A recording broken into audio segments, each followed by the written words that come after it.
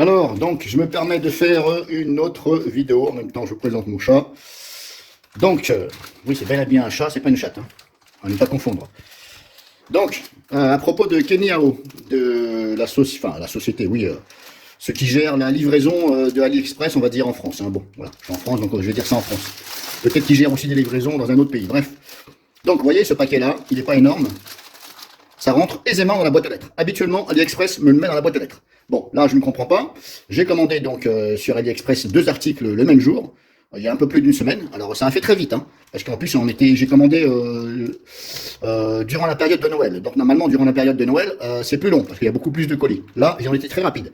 Donc, il est dit sur la société Kenyao, sur Internet, etc., il est dit que ce sont des voleurs, c'est de l'arnaque, etc. Ils volent les articles, etc. Bon, apparemment, moi, je me suis pas fait voler, je me suis pas fait arnaquer. Donc là-dessus, je ne vais pas, et puis je m'engage, comme je l'ai dit sur ma dernière vidéo Kenyao sur mon compte YouTube, je m'engage à supprimer la vidéo, et même les 2 vidéos, si je n'ai pas de problème. Donc je vais les supprimer, et je tiens à faire mes excuses auprès de AliExpress et de la société Kenyao, mais je ne comprends pas pourquoi ils n'ont pas mis ça dans la boîte aux lettres. Bon, alors là, je suis allé le chercher au relais colis, donc j'ai reçu un SMS, donc il était dans les spams parce que j'avais bloqué Kenyao, je croyais que c'était de l'arnaque.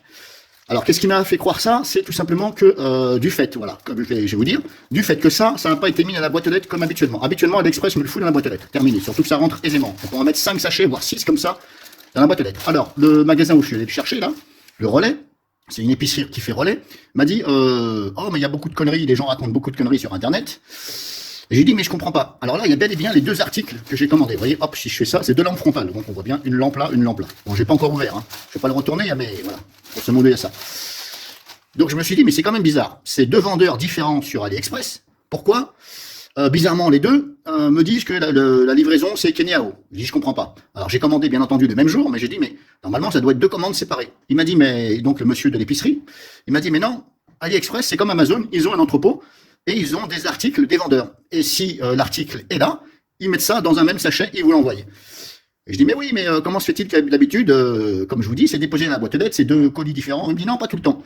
Alors je dis, bah pourtant, dis donc.